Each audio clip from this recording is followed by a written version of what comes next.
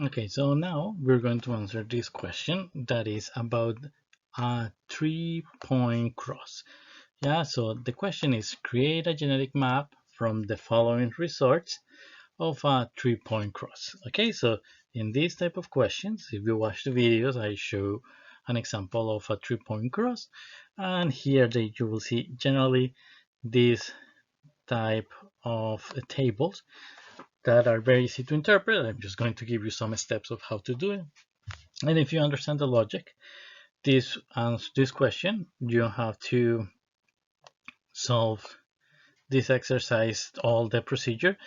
You will just do it much faster, and it can take you just a few seconds. Okay, so but in the beginning, I'm going to show you the logic, so you understand the logic. So later you are able to catch the information because this question is much easier than it seems.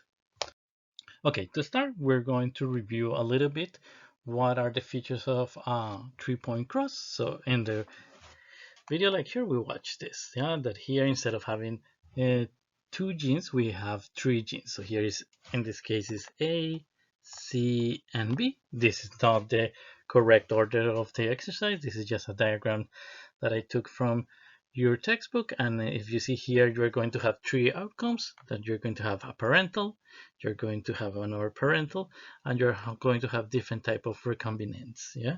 So however, the number of recombinants are going to vary here. So I'm going to talk about that in more detail in the following slides. But so far, I have told you that what is a 3-point cross? I want that you remember that this 3-point cross is a type of genetic cross that involves 3 linked genes. So in this case, A, C, and B. And why we do this type of crosses? Because it allows us to determine the sequence of the genes in a chromosome. If it's, for example, in this case, is A, C, and B. Yeah, in our cases, it could be A, B, and C. In our cases, it could be B, C, and A. Yeah, so it can tell us which one is the correct order. Okay, the outcomes of this 3-point cross is that it will give us the arrangement of the alleles of these 3 genes, and it will give us also the distance. Yeah, how far or how close are this gene A, B, and C. Okay, so let's continue now that we have this background. Okay, so now we're going to talk about this table, and in this table you will have all this different information. They give you the different genotypes, yeah, and here they give you the different numbers, yeah, so of the progeny. So here you have progeny with a lot of them, progeny with much less. So here are some with 330, and here you have only with 10. Yeah, and one thing that I think is it confused me in the beginning is when I see this A, B, and C, I thought that this was the initial, the first one, this was the second one, and this was the third one. However, in this table, they are not giving you that information. Well, in this table, what they are going to, we're going to use this table to find which is the correct order. Yeah. So, for example, for this particular example, for A, B, and C, it could be this one. Yeah. Or it could be the mirror image CVI. These are the same one. Yeah. In this type of crosses, we don't know which one go first or which one go at the end. We just know which one go in the extreme, yeah, in the 2 ends, that in this case is C and A, and which one go in the middle, and in the middle in this case it will be the B. Okay, that is clear. Now we're going to talk about another option. It could be this one. Maybe the order it will be BCA. Yeah, independent that here we have this ABC. What we are going to do here with these crosses is try to see if this is the correct answer or the answer is the third one. Yeah, so we have different options. So what is here in the table is not indicating actually the order of the chromosome. They are saying we have this phenotype or we don't have this phenotype. And then our answer will be actually show which is the correct order. Okay. Okay, so now we're going to talk about the three different outcomes, the three different type of outcomes.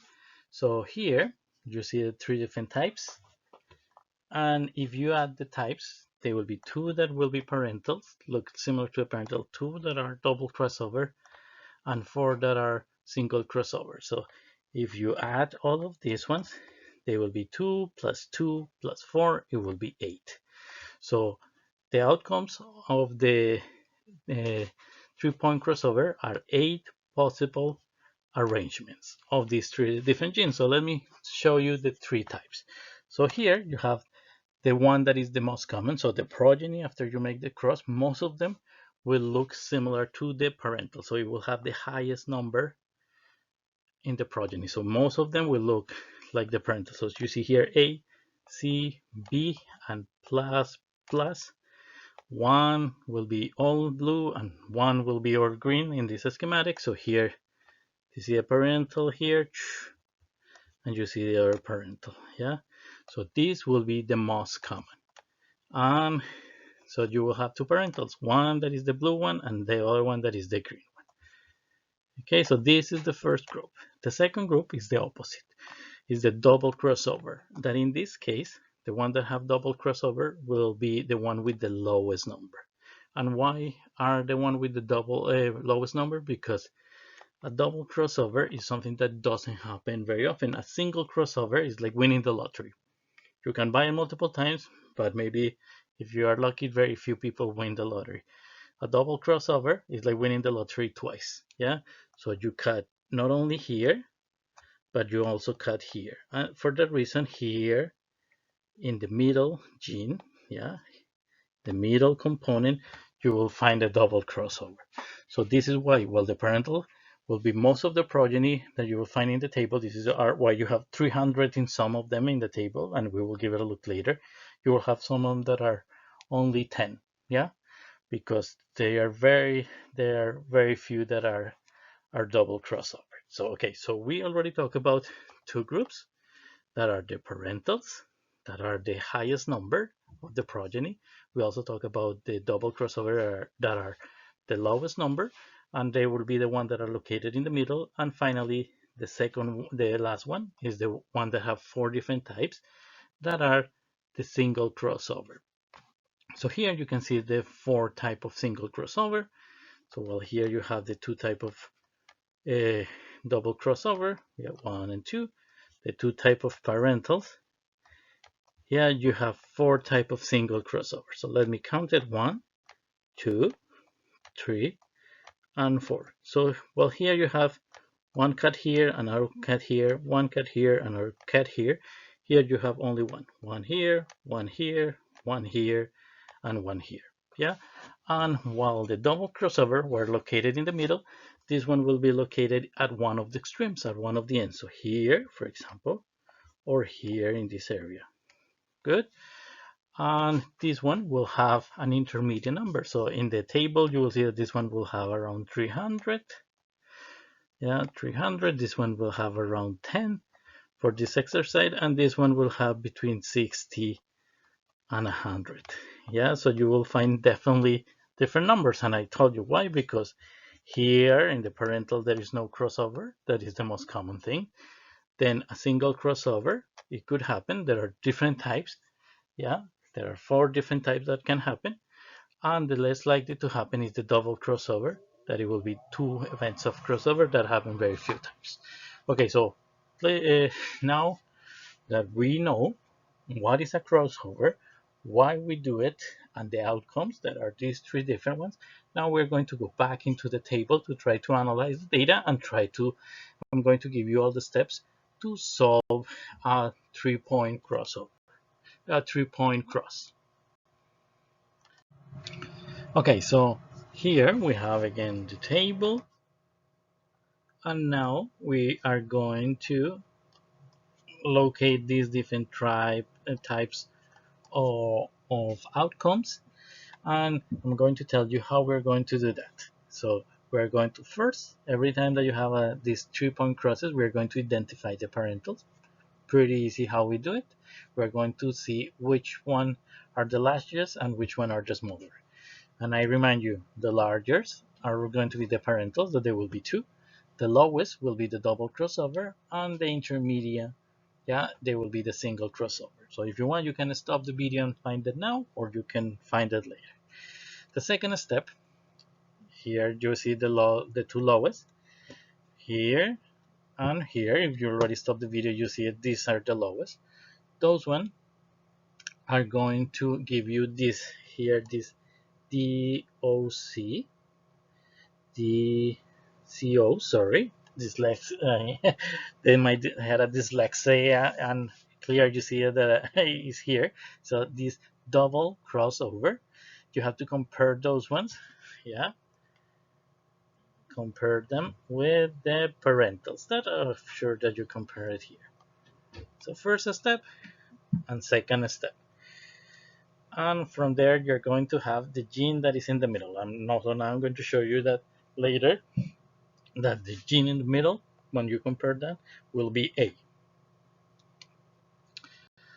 Yeah, and this will reveal the gene in the middle. Finally, okay, so I remind you, we already in the first step identified the parentals, then we compare the parentals with the double crossover, the one in the middle, and now the last step is which single crossover, the SCO pair up. So here you can see 60, 60, 195. Those are examples of single crossover. And I remind you that this single crossover will be the genes that are located at the end, yeah, at the extremes, and they will have an intermediate number. Okay, in the following exercise, I'm going to show you that, well, A is in the middle, yeah. So A is in the middle, and I will explain that in a second. Yeah, B and C are going to be at the end or at the beginning, at the two ends of the chromosome. And I remind you, BAC or CAB are the same with the data that we have. There are mirror images, and here again, with the data that we have, this table, we can only see that the A is at the middle and the B and C is at the end. We don't know which one goes in the left or which one goes in the right. This is just, we write it like that. Okay, so let's start trying to solve the exercise in the following slide. Okay, so first thing, we're going to identify the parentals, yeah. And so here, I'm sure that you in the previous slide you did it, but here it's clear that the highest number are, let me put it in black, are these ones, yeah. So as a result of that, you have to tell me which one are those one. Here in blue, I give you another group. Yeah, here another group. So those one will be another one. And the less commons are this one, the lowest. Okay, so please try to fill those ones and you can tell me which one is which one. Okay, you can stop the video. Or if not, we can continue, start. So for sure, you know that this is the parental, this is the other parental, this is the single crossover, this is another single crossover, this is another single crossover, and this is the single crossover. So if you remember, there were two parentals and 4 single crossover, and the two lowest, this one is one double crossover, and this one is the other double crossover. And remember, this gene order that we have here, for example, in this ABC, I remind you, it doesn't mean that the gene B is in the middle. Yeah, so this table, we use it to find actually the correct order. So we are going to do that in the following slides. Okay, so now we're going to do this double crossover. Here, I told you that they gave us the middle gene, yeah. So we know that are this one and are this one, okay. And now we're going to compare it with the parental. So if you compare it, here I have the picture of the parental to make it simpler. Here you see that the only difference here is that the A was the one that change. Yeah, the two pluses are the same, the B and the C are the same, and so the A is actually the difference. So this one will be the gene in the middle. And to confirm that, we can go to the second one and look. Again, same thing. The A and this first plus are the one that change. The B and the C are there. Okay? So as a conclusion, the gene in the middle, based on this information, it will be A. Okay? So again, I remind you, this order ABC, yeah, is just for the table, give you the phenotypes, yeah, but the real order is the one that we are going to find. Now we are going to continue with the third step. So we re-identify the parentals, then we compare with the double crossover, and now we found the gene in the middle. Now we're going to compare now with the single crossover to find the ends. So now we're going to do something similar, but now we're going to do it with the single crossover. And I already show you, I'm going to, in blue here, you can see that these ones are the genes that where the single crossover took place. Yeah. And again, let's try to compare with the parentals. So look, here what I did is just put the parentals here, so it's easier to compare. And look, here if you see what happened is that you have a plus and a plus. Yeah. And now instead of having an R plus, you have a B. So this is the single crossover that it should be at one of the ends. So the B is not in the middle in this exercise. The B should be at one of the ends. So we have to rewrite that. And let's see if it confirm this with another single crossover. So here, if you see again, these are the parentals, all the plus, all the A, B, and C. And look what happened here. You have, instead of A, B, and C, the change is here, another plus. So here you again find that the position, the second position where it's supposed to be a B, there is a plus. So here there was a single crossover confirming the thing. So now we already know where A and B are located. B in the A in the middle, B at one of the ends, at one of the extremes. So C should be at the other extreme. And here you can see, confirm that here. So let's see it again here, and to make it easier are the parentals, all plus and all A, B, and C. And if you see here, it has plus, plus, and instead of having an R plus, it had a C. So it means that there was a crossover here, single crossover.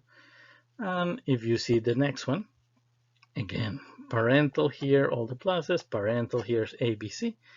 So here you see AB, and instead of a C, there is a plus. So there was a crossover. So as a conclusion, we can see that the potential order of the genes is that the B and the C, yeah, are at the ends. Yeah. So as a conclusion, this fits perfectly with our previous result, that it says that in the A will be in the middle. Okay, so right now, although this answer have two components, here they give us the sequence of genes, but in addition to that, they give us the distance, and I will show you how to calculate the distance later. Good. However, we don't need to calculate it to answer this question. Why? Because if you understand the logic, you will see that we have enough information to answer the question. And let me show you why. Because the answer will be this BAC based on what we know. Yeah, we know that both the order of the genes, the A will be in the middle, and the B's and the C's would be at the extremes. Yeah, and the only option that have A in the middle, yeah, are these ones, are the A. Yeah, so this is, all of those one will be incorrect, and this one will be the correct one. Maybe you can, if this is wrong, maybe it will be none of these options, but at least with this, we know that you need this one should be the most likely candidate. Yeah, the other ones are incorrect based on the information that we have. Okay, so in the next slide I'm going to show you how to calculate these distances. Now we're going to talk about how to calculate the gene distances. And here to calculate the gene distances we have a formula, yeah, that has three main components. Yeah, one component here in blue that are the single crossover. The second component that is the all the addition of all the double crossover that are here in pink, and finally the total of all the data. Again, here if you see there is no, you don't have to have the parentals there. The parentals are needed just to find the total. So let's try to start finding out. So the first component that I will explain more later, yeah, because we need two components here. You have the distance between A and B and the distance between B and C. So we're going to use all this blue data here, sure, sure, and here too, and all this data. Later I will show you how to do it to add it in the formula. But I will do that in a second. The second component is much easier, are these ones that are the double crossover. And the double crossover, you just have to add them. So let me put it in purple. So here you see one that is 10, and here you see the other one that is 15. Well, yeah, so you have this one, the one that is A plus plus and plus BC.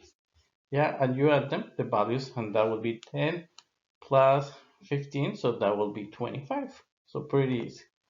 So here, this will be 25. Now, the total is even easier. Well, let's put it in green. I'm sure that you already found the total. The total will be here. Yeah, so that if for this exercise is pretty easy, it's 1,000. Yeah, so here you will be, just have to do that. Okay, so pretty easy. Now that we know two out of the three components, we are going to do the third one.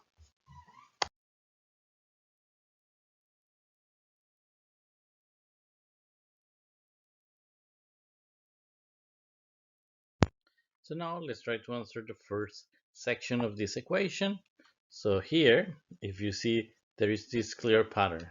There is two type of arrows, one that are green, and if you see the green, the values are 64 and 66. Well, the purple ones, if you see, the values are different, are 100 and 95. Yeah, and why? Because here we have two different type of recombinations. So there are two distances that need to be calculated. One that is this is the distance between V and A that is located here, and also the distance between A and C that is here. So this is why you see those purple and green difference in groups that have definitely different distance. So there will be some that will have the smaller the amount is more likely that those one will be closer, and the longer the number is more likely that have a higher distance, so it's more likely that they take place. Okay, so now let's go and start trying to solve the question, yeah, to find the genetic distances. Okay, so the first calculation, we're going to start calculating the distance between A and C, yeah, and between these two places. And to do that, we need to take the data of the following section. So you will see we have BA, and there was a crossover there, and we need to also do the opposite. So the 2 plus and the C that you see in red. And where do you get those data? From the table. So let me show you. I already did it for you. And here, if you see, is plus plus C.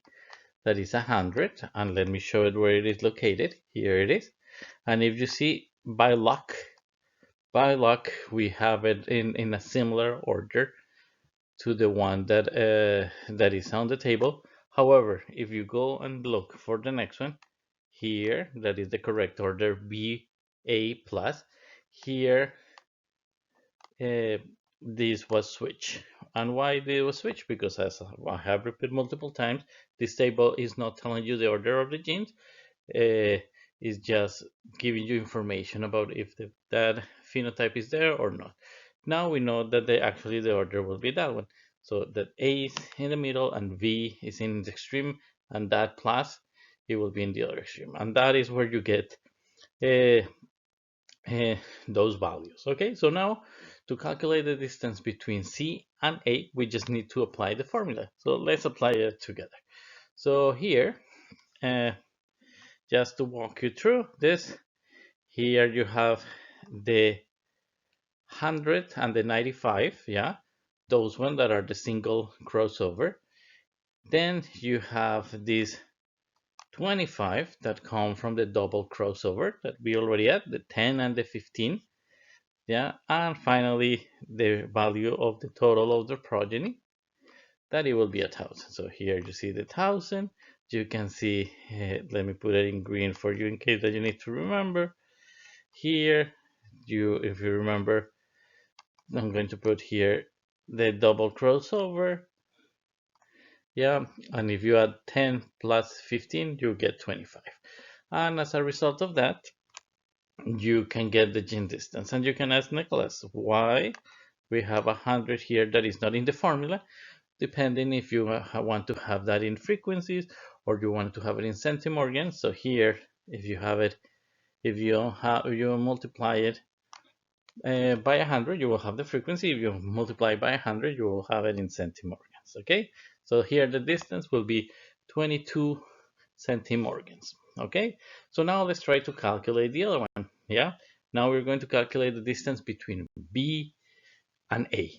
So I will do it in the following slide. So if you want, you can stop the video and start doing that. If not, I can give you the answer right away. So the first thing that you need to do is, remember, we're calculating the distance between here to these two genes. So what we're going to see, we need to take the single crossover of only that take place in this region. In other words, the V and the A have to be separated. So it has to be B plus plus, and also have to be plus AC. Okay, and again, those I already separated for you. So to calculate those distance, you need the plus B, that is 64, and the plus AC. As I said before, you might not find the same order here on the tables. And look, now we know that the V is not located in the middle. If you see it here, that is located here, as I said before, because we already found the order.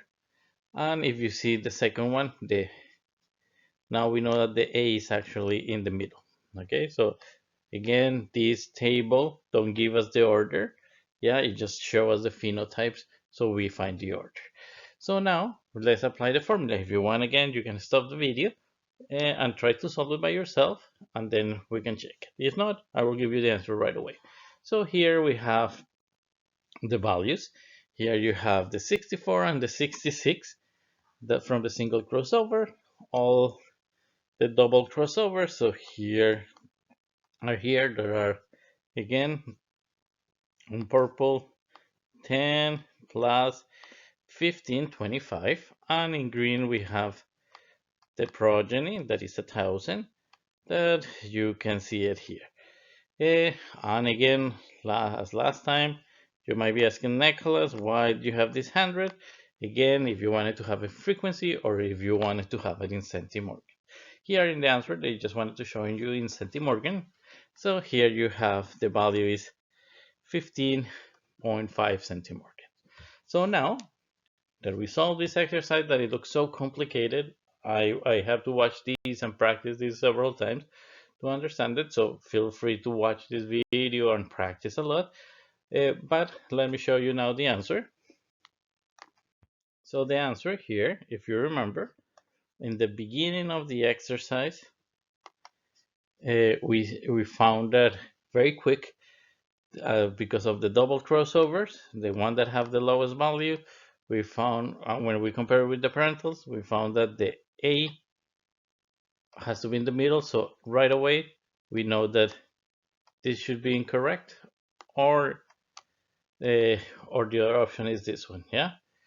In addition, we found that the extremes, when we compare the single crossover, confirm that idea, that B and C should be there. So you can see it there. Then we went and tried to see if the distance were correct. And if the distance were correct, we did all those calculations that are very easy to do. Sometimes it could be a little bit difficult to see which single crossover they need to take, but if you want, you can rewatch the video. So here you have one that is 15.5, and the A to C or C to A, it will be 22. Okay, I hope that was clear. If you have any question, please let me know.